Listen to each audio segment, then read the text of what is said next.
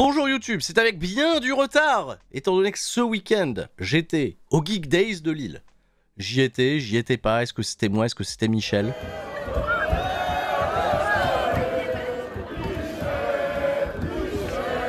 Je sais pas véritablement vous dire, bon si au final c'était moi bien évidemment.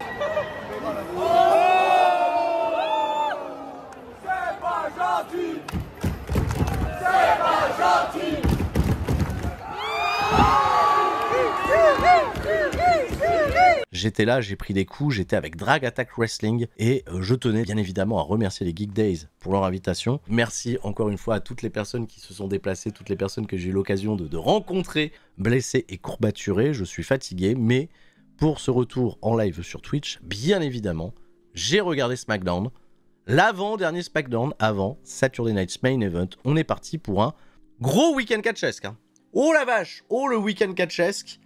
Là, il y a des choses à voir. La belle nouvelle dans tout ça, c'est que je serai absent tout ce week-end. Je ne serai pas là. Donc on se retrouvera la semaine qui va suivre sur Twitch pour débriefer les choix importants. Je pense que je vais principalement me concentrer la semaine prochaine sur les récaps de AEW Double or Nothing et de Saturday Night's Main Event. Sachant que le week-end suivant, je serai encore un petit peu en décalage, étant donné que le 31 mai, vous le savez, il y a KO Wrestling où je serai présent à Vissou dans le 91. J'espère vous y voir nombreux. Et venez voir toutes ces incroyables affiches qui ont été annoncées. Il y a des incroyables affiches justement. Et en plus de ça, le show est streamé en direct sur twitch.tv/Tuerie316 avec Bibi bien évidemment aux commentaires. Et en plus de ça, je ne vais pas chômer, je ne vais même pas pouvoir me reposer. Mais c'est pas grave, je repars à votre rencontre le lendemain, le 1er juin. Je serai invité à une convention du côté de Maubeuge. Voilà, dans le nord de la France, dimanche 1er juin, je serai à Maubeuge. Ravi de vous voir, on va faire des tournois de jeux vidéo sur des jeux rétro PS2. Il y aura des lots à gagner pour ceux qui viendront. Je sais qu'il y a des figurines WWE à gagner. Si vous venez là-bas, eh ben, profitez-en, évidemment. Ils ont mis les petits plats dans les grands pour bien vous recevoir. Maubeuge, dans le 59. Let's go! Venez-y nombreux. Et c'est en plus de ça à l'initiative de personnes qui sont présentes dans le chat, que je salue, que j'embrasse. Merci le chat Twitch qui salue YouTube, YouTube qui salue le chat Twitch, et on est parti. C'est le SmackDown Recap. Un épisode de SmackDown qui s'est tenu dans la nuit du vendredi 16 au samedi 17 mai 2025 depuis Greensboro en Caroline du Nord. Il y a quand même quelque chose dont j'aimerais qu'on parle immédiatement, c'est l'absence de Cody Rhodes. Cody Rhodes, ça fait quand même plusieurs jours, j'ai presque envie de dire plusieurs semaines, qu'il a été hypé pour un retour et promu, advertisé pour un retour lors de cet épisode du 16 mai, post-WWE Backlash. Pour l'instant, Cody Rhodes est totalement absent de la WWE depuis sa défaite à WrestleMania, et sans aucune explication, véritablement, WWE n'a absolument pas fait mention à Cody Rhodes lors de cet épisode, et il n'a absolument pas été promu, et il n'est pas apparu, et je suis assez curieux, assez étonnant. Bref, j'ai pas été voir sur les dirt sheets les raisons du pourquoi du comment. Je pense qu'ils vont garder le retour de Cody Rhodes pour peut-être post-Saturday Night's Main Event, étant donné qu'il y a une nouvelle histoire qui est désormais écrite pour ce bon vieux John Cena. On y reviendra dans un instant. Et au programme de ce fait de cet épisode de SmackDown avec, de ce fait, un peu moins de star power, pas de Randy Orton non plus présent. Ce soir, honneur aux dames, puisque dans le main event, Tiffany Stratton défend championnat WWE Women contre Nia Jax. Le match a été correctement promu, j'ai trouvé, ces dernières semaines.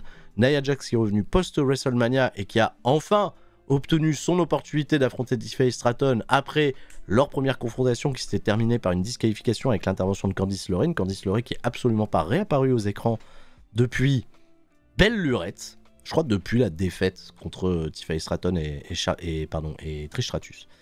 J'ai l'impression qu'on l'a pas beaucoup revu. Je pense qu'on la revoit juste du côté de WWE Speed pour le moment. Je le dis tout de suite, c'était un plutôt très très bon main event.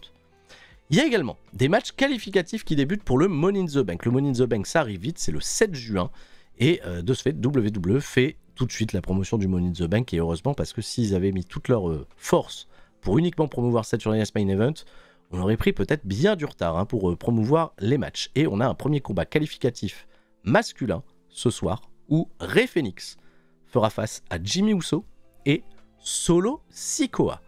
Et bien justement, ce même Solo Sikoa, c'est lui qui va ouvrir cet épisode de SmackDown aux côtés du champion des États-Unis, Jacob Fatu, et de Jeff Cobb, Jean-François Cobé, Jeff du Cobu, comme on le disait à l'époque. Et bien Jeff Cobb, il a été renommé pour l'instant juste JC. C'est JC. Salut, c'est JC. Comment ça va? C'est Jean-Claude. On sait pas. JC. Plus tard, on aura une version plus étendue de son nom. Par contre, on sait pas s'il est de la famille, etc. Bon, lui, il est pas samoan, il est pas tongien, lui, il vient des îles d'Hawaï. Mais une connaissance, visiblement, de Solo Sikoa qui intègre le truc, pas forcément accueilli avec des grands discours et des grands sourires de la part de Jacob Fatu, hein, qui boude un petit peu dans son coin. Et Solo Sikoa qui lead un petit peu le mouvement, va prendre le micro le premier et nous dire que il y a quelques mois, sa quête pour le championnat WWE a été brisée par les histoires de Bloodline et également par Cody Rhodes, mais que désormais on se remet en quête. La première étape, c'est de remporter le Money in the Bank pour vite remonter au sommet dans le main event et bien évidemment d'aider Jacob Fatu à accomplir sa destinée, champion des États-Unis, grâce à nous. Ouh là là, Jacob Fatu, il est pas content, il arrache le micro des mains de Solo Sikoa et Jacob Fatu, il dit j'avais pas besoin de votre aide, j'avais pas besoin de tous vos trucs là. J'étais capable de remporter ce match par moi-même. Et encore une fois, on sent un peu plus la dissension entre Solo Sikoa, Jacob Fatu, ça devient de plus en plus énervé. Sauf que Solo Sikoa, il va pas juste laisser faire. C'est pas la promo qui va se terminer par juste les deux mecs se regardent et quelqu'un les interrompt. Non, cette fois-ci, Solo Sikoa répond à Jacob Fatu. Enfin, on avance un petit peu. Et Solo Sikoa réclame haut et fort son amour pour Jacob Fatu. Si on fait tout ce qu'on fait, c'est aussi pour toi, c'est parce qu'on t'aime. Et bizarrement, par contre, toi, tu m'as absolument plus dit je t'aime depuis très longtemps. Et c'est vrai que Jacob Fatu, depuis quelques temps, il n'y a plus des I love you solo, c'était quand même sa phrase un peu caractéristique, donc c'est bien qu'on fasse ces petits rappels. Jacob Fatu, il va faire un petit I love you solo, mais pas avec la même conviction. Ça va décevoir Solo Sikoa, malheureusement. Et alors que là, on sentait que ça allait peut-être un petit peu monter, hein, Jacob Fatu, il en a enlevé ses lunettes et tout, et le regard voulait en dire long. LA Knight, yeah! Il est arrivé out of nowhere pour s'en prendre à Jean-Claude. Jean-Claude, ça dégage. Jean-Claude, il est venu le tirer, là, il est venu l'attaquer parce qu'à cause de Jean-Claude, il a perdu au Fatal 4-Way de Backlash. Et ça part en bagarre. LA Knight, il s'enfuit une fois qu'il a attaqué Jean-Claude. Il s'enfuit, c'est quand même une situation de 3v1. Et on a des petites pistes, des petites graines qui seront semées pour quelque chose un petit peu plus tard. Pour l'instant, on ne sait pas trop. Mais LA Knight, il a décidé de ne pas se laisser marcher dessus. LA Knight, c'est simple. Ça fait depuis 2 ans qu'il est soit aux prises avec Shinsuke Nakamura, soit avec la Bloodline. Il est un peu, LA Knight, dans un cercle infini, là. Il va falloir vraiment faire des shake-up, là, au niveau des rosters. Alors, il y a eu quelques shake-up en fin d'année. Normalement, il y a une draft qui devrait être annoncée peut-être pour la fin du mois, début du mois prochain. On ne sait pas exactement quand est-ce que ça a été programmé, mais en tout cas, c'est évoqué. Pas pendant les émissions, mais sur les dirt sheets. Il devrait y avoir une draft qui devrait arriver incessamment sous peu. Et j'espère sincèrement pour LA Knight qui va être séparé au moins de Nakamura et de la Bloodline. Et qui pourra partir vers de nouveaux trucs. Genre Seth Rollins, pourquoi pas. Tu vois, ça pourrait être bien. Babyface, très très ok, LA Knight. Mais là, j'avoue, il tourne un petit peu en rond. Après ça, on est backstage et on a 2 futurs adversaires pour ce soir parce qu'il y a également un combat qualificatif féminin pour le Money in the Bank. Et dans ce combat qualificatif, il y a déjà 2 des 3 lutteuses qui sont présentes sur ce plan. C'est Michin Miaim et Chelsea Green. Elles vont être toutes les 2 adversaires, elles s'engueulent un petit peu. Il y a Alexa Bliss qui est la 3e adversaire qui passe entre les 2, juste un sourire, comment ça va les meufs, hop je pars au match. Et Bifab qui va apprendre à Chelsea Green que sa garde rapprochée n'est pas autorisée à apparaître pendant le Triple Threat. C'était l'occasion, hein. Dans un Triple Threat, il n'y a pas de disqualification, mais apparemment Bifab, elle est figure d'autorité désormais. Et les interventions extérieures sont interdites. Donc Chelsea Green n'est pas contente. Bon, bah bravo Bifab, hein, en tout cas, elle est désormais décisionnaire, je ne sais pas. Je ne sais pas si elle a dit, j'ai parlé à Annie qu'elle dit, j'ai pas été super attentif. Mais visiblement, interdiction d'intervenir dans ce match. Alors quelque part, c'est pas plus mal, ça va donner une belle rencontre, et justement, c'est le premier match de la soirée. Alexa Bliss, Chelsea Green, Michin Miaim. On est parti pour 9 minutes de match. Et quand je dis quelque chose de bien rythmé, eh bien c'était du quasi sans faute. J'ai bien aimé la construction de ce combat. On a évidemment 2 babyface, une heel. On va très vite se débarrasser de Chelsea Green pour avoir un très chouette mano à mano bien technique pour Alexa Bliss et Michin. Et Alexa Bliss, quand elle fait du catch un peu technique, ça lui va tellement bien. C'est là où elle redonne un petit peu des lettres de noblesse à son catch. Elle a des gens comme ça avec qui ça se passe bien, la chimie opère, et entre Michin et Alexa Bliss, écoutez, c'est un peu frais sur le papier, ça se passe bien. Chelsea Green, elle fait des comebacks toujours à d'excellents moments, les timings sont bien, et il va y avoir une succession en fin de match de finish, où à chaque fois, on va jouer les opportunistes, on va dégager la personne qui s'apprêtait à faire le tourbé pour essayer de lui voler son tourbé. C'était plutôt bien joué. Chelsea Green à ce jeu-là, elle pense être la meilleure quand elle porte son Unpressure sur Michin Miaim. Et bah, Alexa Bliss, elle la surprend, elle lui porte le Dream on DDT, le fameux DDT, le Sister Abigail DDT, et elle remporte la victoire 1-2-3. Alexa Bliss est donc qualifiée pour le Money in the Bank. Au niveau du Star Power, c'est Alexa Bliss la plus belle attraction, je pense, parmi les trois, peut-être la favorite. Elle est donc la première qualifiée pour le Money in the Bank. Et elle a des trucs actuellement à raconter en plus de ça avec Charlotte Flair. Je ne sais pas si elle est favorite aussi pour remporter le Money in the Bank. On ne connaît pas encore les autres participantes, mais elle va être en tout cas une participante à surveiller. Excellent, très bon match, et aucune référence à la Wyatt Six, cependant. Rien du tout, juste avec sa Bliss le catch. On nous remonte un combat de la semaine dernière. C'est vrai qu'il n'y a pas eu de SmackDown Recap la semaine passée, mais ça permet justement de rattraper un petit peu le retard. Il y a eu un excellent match entre les Street Profits et Fraxium. Je sais même pas qui a gagné, je crois que c'est les Street Profits. Les titres n'étaient pas en jeu quoi qu'il en soit. Ce qui s'est surtout passé, c'est qu'il y a eu des interventions de DIY. Je crois que ça s'est passé pendant le match et de ce fait il y a eu DQ peut-être, je sais plus. Bref, vous irez reprendre les trucs. Mais bon, ils ont réussi à chasser tout le monde et ils avaient célébré. C'est Fraxium qui a gagné. Ah, c'est Fraxium qui avait gagné ? Incroyable, de ce fait, Fraxium, ils sont positionnés pour aller chercher les titres par équipe. Et Fraxium, justement, ils attirent des jalousies, et la jalousie notamment de DIY. Johnny Gargano et Tommaso Ciampa qui les ont attaqués. Et de ce fait, cette semaine, DIY seront les adversaires de Fraxium. Alors pour l'instant, Fraxium, ils ont vraiment fait le tour de tout le roster de WWE. Ils affrontent toutes les équipes de SmackDown. Et pour l'instant, ils délivrent à chaque fois des performances impeccables. Équipe très très fraîche sur le papier pour le main roster. Shawn Michaels encore l'a dit il n'y a pas longtemps, c'est certainement l'une des meilleures équipes au monde actuellement. Et en leur donnant justement beaucoup de diversité dans leurs adversaires, on s'en aperçoit, figurez-vous. Ils sont vraiment très très bons en équipe, ils ont vraiment une chimie super cool. Et c'est aussi très très bonnes individualités, Axiom et Nathan Fraser pour l'instant. Envoyez-nous du rêve. Parce qu'en plus de ça, face à eux, c'est pas des peintres. DIY, ils ont joué les heels arrogants et ils ont joué un petit peu les sales coups pendant le match. Mais à côté de ça, quand il faut combiner, il y a toujours des trucs super bien qui ressortent de leur catch. Ciampa, il est toujours aussi agressif. Gargano, c'est toujours un weasel. Ça marche super bien. Et on a un excellent match de catch qui va se terminer et se solder par une victoire. Je vais pas dire un petit peu cheap, mais c'est à l'issue de pas mal de comptes que Axiom, il arrive à amener cette position de tomber pour plaquer Johnny Gargano, remporter la victoire. 1, 2, 3. On n'arrête pas Fraxium. Sauf que DIY tout de suite récupère leur hit. Il les laisse pas célébrer, tout de suite des attaques, super agressifs. Ça, ils n'ont pas lâché le terrain de l'agressivité. Et Motor City Machine Guns est venu faire le save et a posé avec Fraxium. Bravo, bien, impeccable. Motor City Machine Guns, il s'oppose pas à la suprématie de Fraxium actuellement. Petite suite à venir un peu plus tard. Andrade Cien Almas. Bon, c'est juste Andrade, ils ont enlevé le Cien Almas depuis longtemps. Il est en pleine discussion avec Rey Fenix parce que figurez-vous que la semaine dernière, les deux hommes ont battu Berto et Angel. Comment il va Angel ? Il va bien. Il était là la semaine dernière. Bon, on va le voir un petit peu plus tard, il était là aussi. Évidemment, les deux discutent de leurs futures ambitions, futurs projets. Alors, Rey Fenix, lui, il est tout content. Il a fait le WrestleMania. Andrade, il n'a pas fait le WrestleMania. Et les deux hommes spéculent un petit peu à l'idée de peut-être se retrouver ensemble du côté du Money in the Bank. Parce qu'ils seront tous les deux dans des combats qualificatifs, apparemment. Andrade, on ne sait pas encore dans quel match, mais Rey Fenix, il sera en action un petit peu plus tard.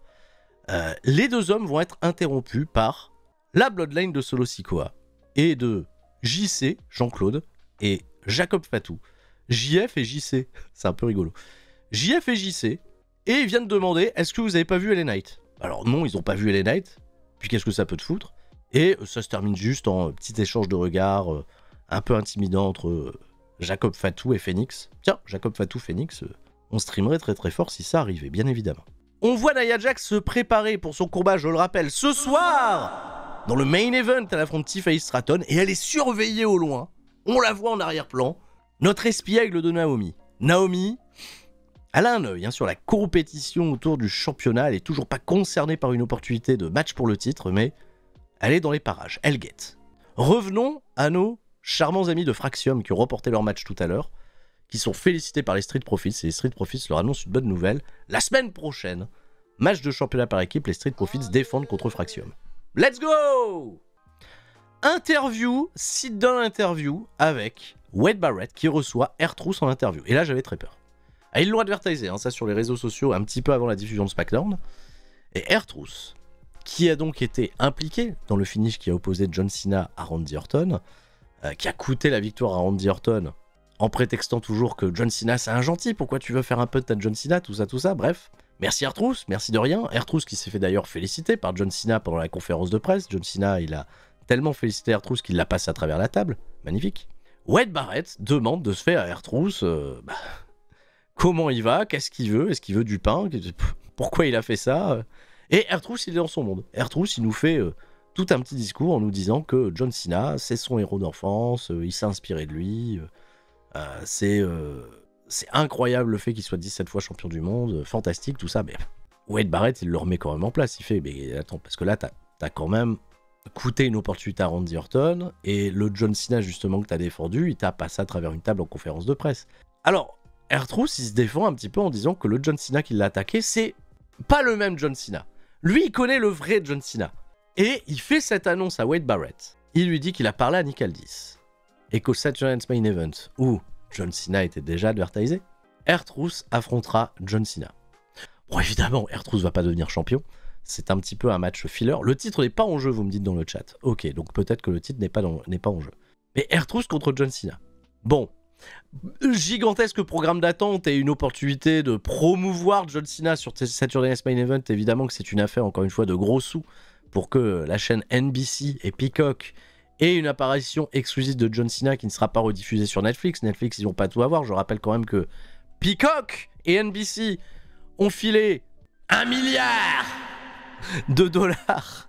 Pardon, je l'ai dit en gueulant. 1 milliard de dollars à la WWE pour avoir quand même quelques petites exclus. Hein, faudrait peut-être pas pousser bébé dans les orties, on a donné 1 milliard hein, quand même. Bon, ils ont donné 1 milliard. On peut avoir des trucs, nous. Déjà qu'on a plus Monday Night Raw, on a SmackDown. SmackDown, y a moins de stars. Bon, on veut notre milliard, nous. Bien. Donc ils ont John Cena, donc c'est bien. Saturday Night's Main Event, avec R-Truth. Il y a un truc qui m'inspire dans cette affiche, un seul truc qui m'inspire, c'est la note d'espoir dans ce que disait R-Truth, à savoir, le John Cena qui m'a attaqué, c'est pas le vrai John Cena. Est-ce que R-Truth va nous ramener le vrai John Cena, le John Cena gentil, le John Cena bercé par ses valeurs de hustle, loyalty, respect? C'est ça qui est intéressant. Et peut-être que John Cena battra R-Truth avec des remords, ou peut-être il se montrera sans pitié, impassible. Stone Cold. Pardon, c'est pas Stone Cold. L'impitoyable John Cena, j'en sais rien. Allez, Saturday's Main Event, ça sera donc ce week-end. On en fera un débrief, hein, bien sûr. Aleister Black. Ah, comment qu'il va celui-ci? Aleister Black, il a un match, figurez-vous, il affronte dans un instant Carmelo Hayes. Il s'était affronté déjà la semaine dernière, il me semble, à Carmelo Hayes et Aleister Black. Mais c'est pas maintenant! Parce que Damian Priest, avant, il fait un promo package. Ah bah oui. Je pensais qu'on n'allait pas les voir, ni Damian Priest, ni Drew McIntyre, étant donné qu'ils étaient passés tous les deux à travers la table lors de Backlash. Je pensais qu'on allait les faire souffler, mais apparemment, on les fait pas souffler. Damian Priest, il fait un promo package pour dire que l'histoire avec Drew McIntyre, ça peut plus durer, ça fait trop longtemps. Il le challenge à Saturday's Main Event pour un match en cage. Comme ça, voilà. Un vainqueur, ça scelle le programme, fin de la feud, après le match à WrestleMania, après toute l'année qu'ils ont traversée où ils se sont courus après, étant donné que ça s'est toujours pas réglé véritablement entre eux à Backlash, que l'animosité est toujours là. Proposition de Damian Priest. Bah, Drew McIntyre, figurez-vous, qui répondra à tout ça un peu plus tard. Et Carmelo Hayes, toujours avec André là autour du cou, là il a son gros dédé autour du cou, il a le mise avec lui, et ben il envoie des mots pas bien sympas à Aleister Black, et les mecs s'affrontent dans un instant. Le match va durer 10 minutes.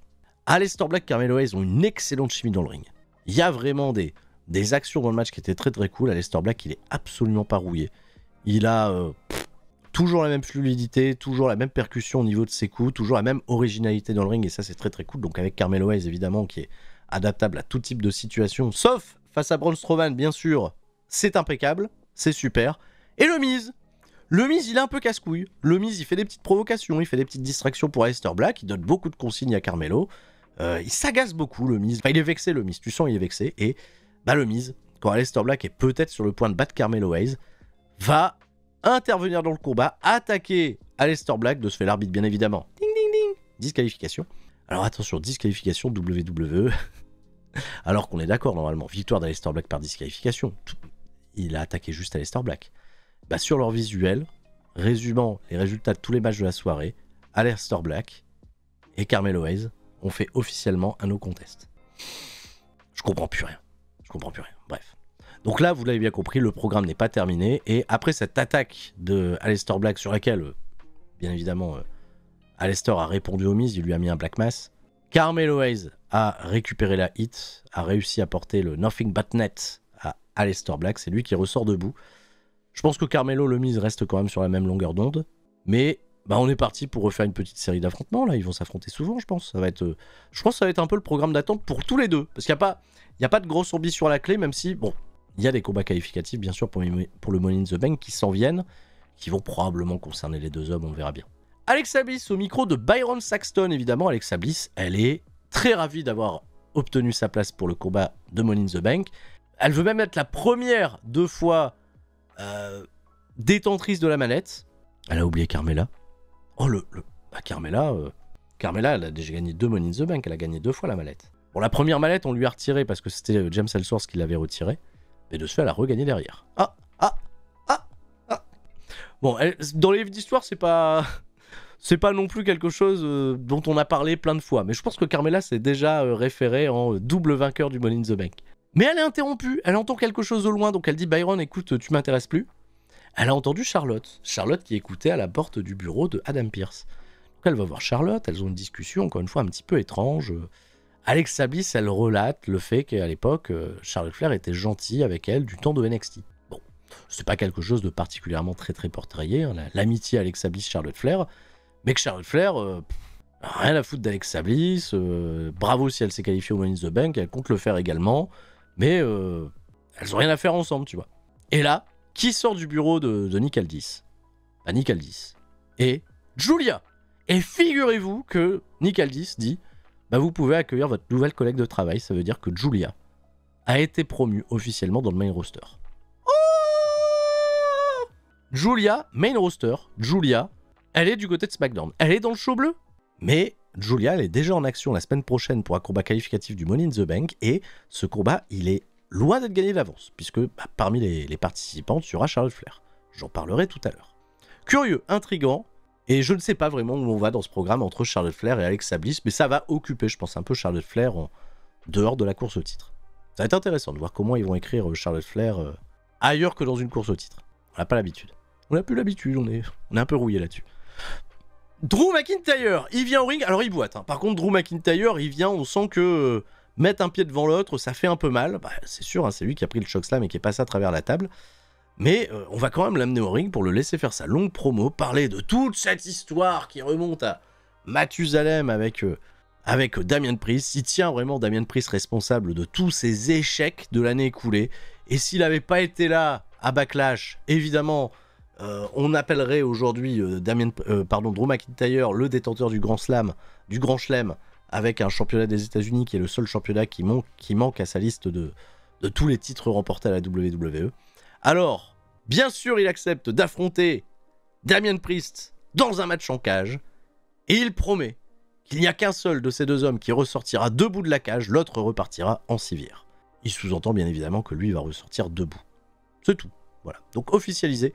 Damien Priest, Drew McIntyre, et de ce fait la carte se complète pas mal hein, pour cette United Main Event. Il y aura donc R-Truth, John Cena, j'en ai parlé tout à l'heure, et on a également 2 autres combats.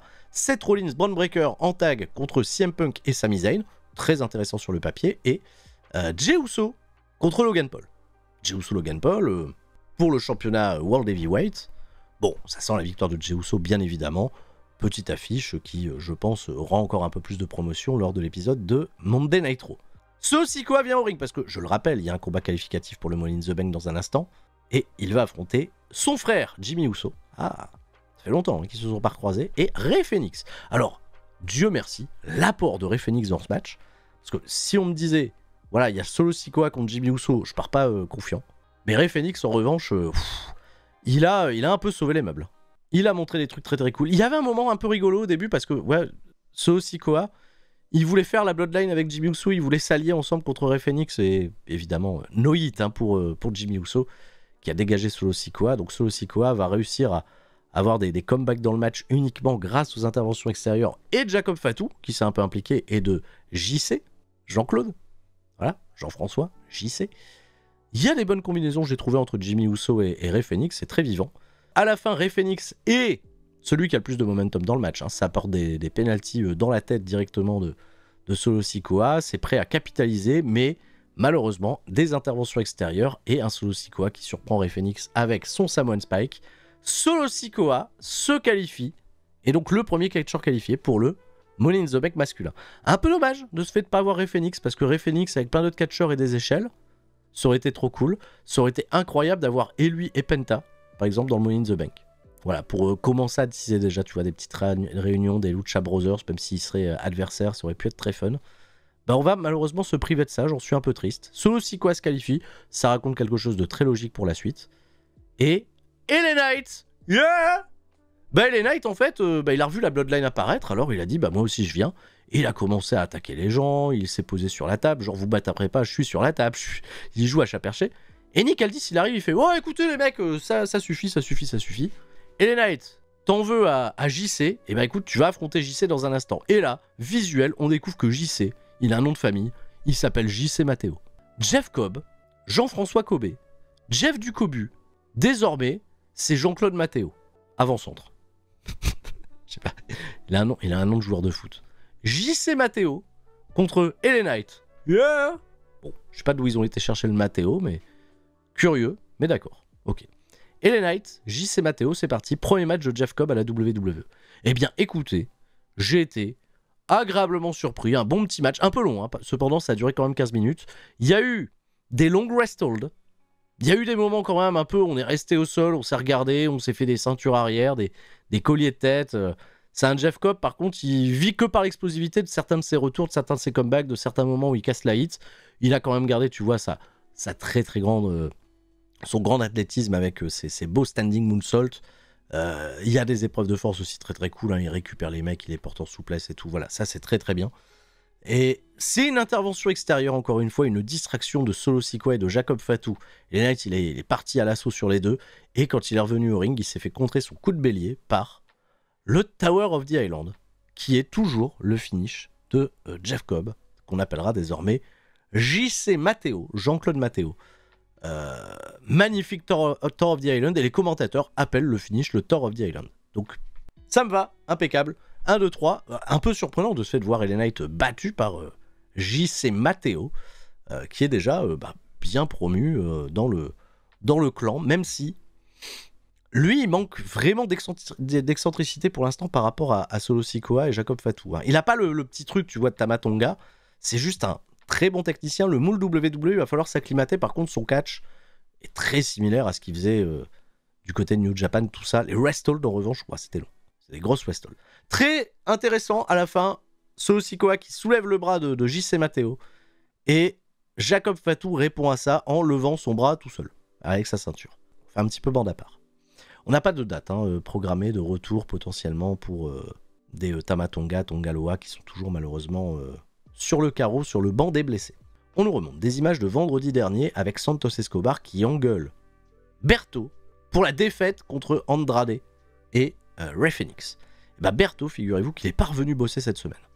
Alors Santos Escobar, il est pas content. Il est où Berto? Angel, il lui a dit, Angel lui il est là, il va bien. Il a dit à Santos, Berto, il a besoin de prendre un peu de temps. Et ben c'est pas grave, il lui dit Santos, parce que ce qu'on est en train de faire là, le combat qu'on est en train de mener, il est bien plus important qu'en apparence. Parce que pour l'instant, on va pas se mentir, ils ont un peu le programme, tu vois, de mid-card, dont beaucoup de gens se foutent. Mais non, il y a bien plus important derrière. Et je sous-entends, évidemment, ce qui veut dire par qu'est-ce qu'il y a de bien plus important.